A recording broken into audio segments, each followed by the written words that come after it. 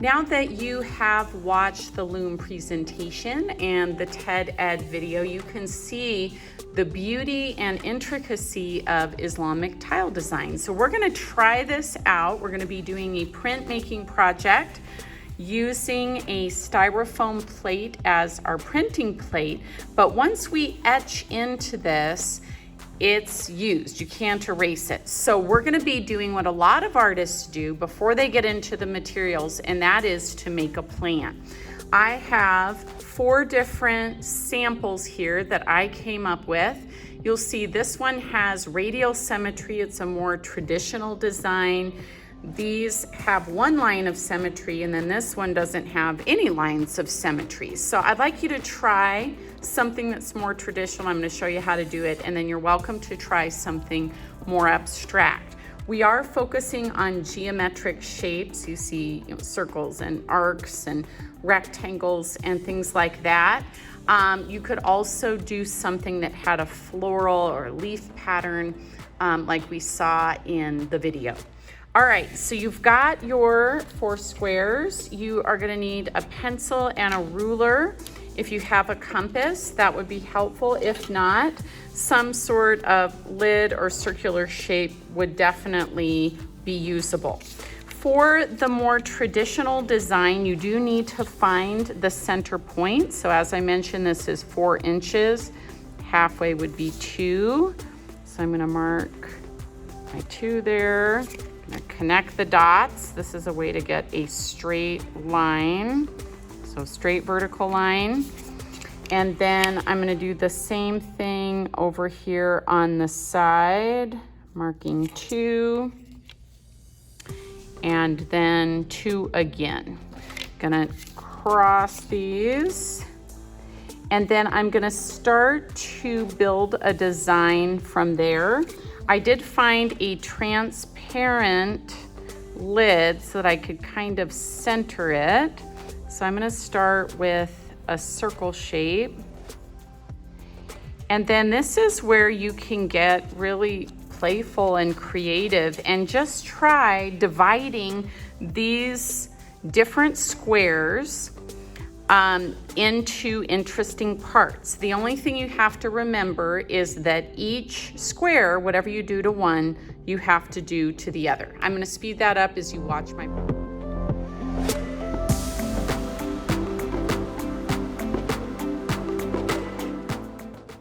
Once you have all 4 of your designs finished, you are going to pick your favorite that you would like to etch onto your styrofoam. For this step, you will need a pair of scissors, your styrofoam of course. I would suggest still having your ruler and then a pencil. You don't want your pencil like razor sharp, so this one's somewhat dull. That way, as we're doing the etching, we're not actually slicing through the styrofoam. So I'm going to cut this out.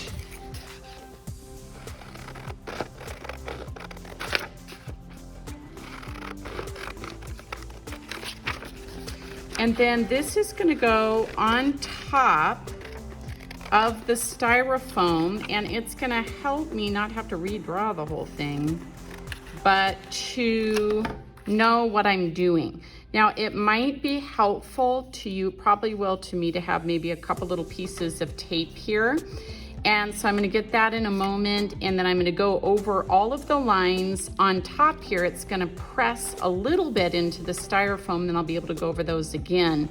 And that way I'll continue to have this nice, clean design.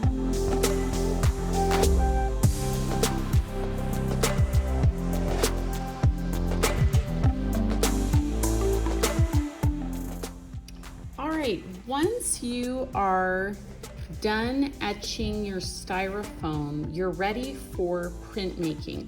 Now, I would suggest just making sure that you clearly see an indent. If your lines are not etched deeply enough, when you go to print, you'll kind of lose your design. So make sure that that is looking good. Now we need to apply ink or paint to the printing plate. If you are home, you could just use a foam brush or a paint brush, and you could just paint that on the surface. If you are completing this project with me at school, what you would use is what I affectionately call the Rolly Guy. He is just like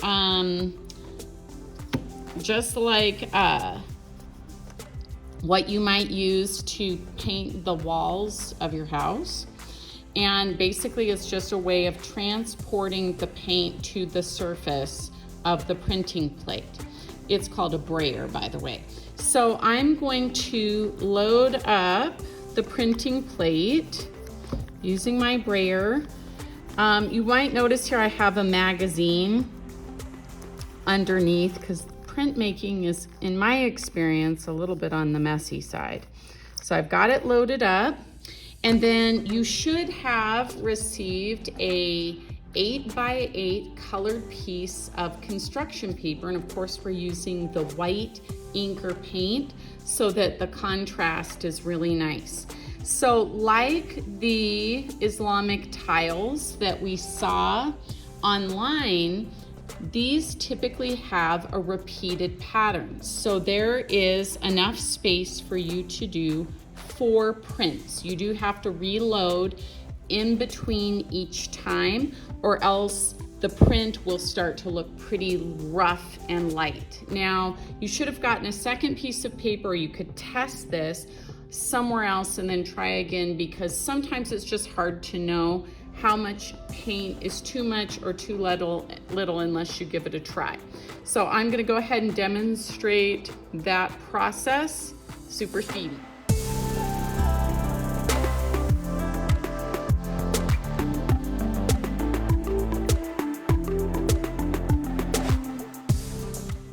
Now that I'm done printing, you'll see one of the interesting things that happens is that you often end up with edges that create a larger design that you may or may not have anticipated.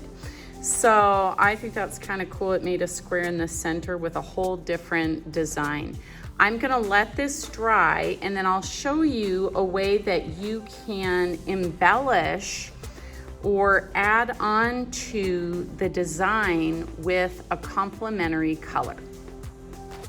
All right, boys and girls, my paper is dry. It's actually curling a little bit here. You should have received the one colored piece of paper here and then the complement.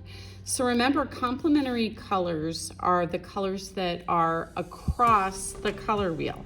So in the case of purple, directly across the color wheel is yellow. Now when you mix these two, if we were to mix purple and yellow, we would get some sort of kind of muddy looking brown color. But for this purpose, the complementary colors provide a really nice pop of contrast. So what I want to do is get this flat. If you have a glue stick, hopefully you will be getting your art kits. I'm going to glue this on. I do want to try and center it. This is an 8x8 square on a 9x9 background. Press and hold. That's always the key with glue sticks. Okay, that's looking pretty good. All right, then what I'm gonna do is add some embellishments. The embellishing is gonna be done with watercolor. And remember with watercolor that you always need to add water. I know that seems obvious, but a lot of kids forget this and try and paint directly out of these pans of color.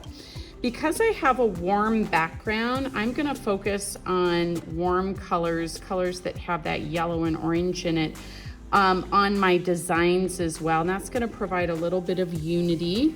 So I'm gonna pre-wet the tray here. This is a little bit dirty looking in here, but I think it'll still be okay. It may end up kind of a yellow green, which actually is kind of pretty. So I think that should be one of my colors. And then I'm gonna do maybe more of a yellow orange.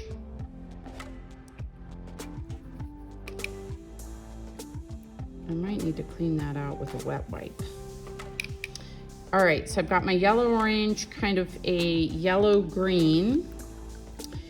And I wanna just get some droplets off of there, and I'm gonna decide on which parts that I would like to give just a pop of color to. I don't wanna paint the whole thing. It's just meant to provide some variety or interest to my design. So I'm thinking as I look at this, these kind of look like, I don't know, almost ladders going back to a vanishing point. I like the idea of maybe doing these. And so I'm gonna just paint these little tiny areas. It's a little bit light, so I'm going to make it darker with a little bit more paint in that mix. Kind of faded to just nothing. There we go. And I'm gonna do the same thing in each one to create a symmetrical design.